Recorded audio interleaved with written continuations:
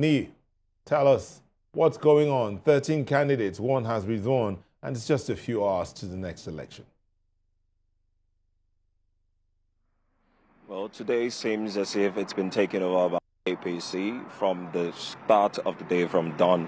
All we had to do, all we were able to track today was activities of the APC, starting with an election observer, development initiative, I believe, calling for a press conference, noting claims, putting out claims and from their report, killings of APC, alleged APC stakeholders and members across various areas in Osun State. Also at the capital this morning, the Association of Concerned Local Government Workers also staged a protest early this morning, noting that they were allegedly sacked by the current administration because they were of opposition party, and that's also raised some sort of concern. Then we move to the grand finale, which is the mega rally, the APC rounding off its campaign for people to vote its candidates today, and that happened at Freedom Park. And a lot of people converged on the Freedom Park today. About 8 governors, from Governor of Lagos State to Dakwa Abiodun of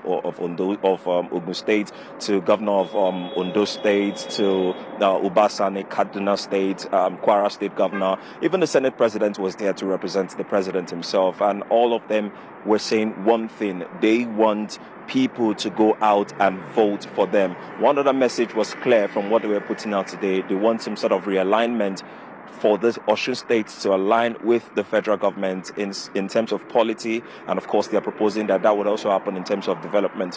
One of the highlights of the mega rally today was the defection of the factional national chairman of the Accord Party today, removing the cap of the Accord Party right there in front of the crowd and putting on the cap of the APC, which in a way they're trying to show their strength and how much they're trying to gather momentum and let people know that there is really nothing for the opposition party here. So that was all that happened today.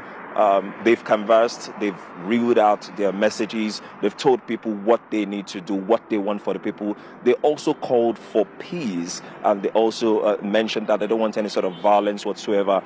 And they passed subtle subs at the governor at some point, saying it's not time for dancing anymore. It's time for serious business, so that they need to move away from dancing. And a whole lot of how politics is and how rally is in this part of the world. And those were the things that they shared today at the mega rally.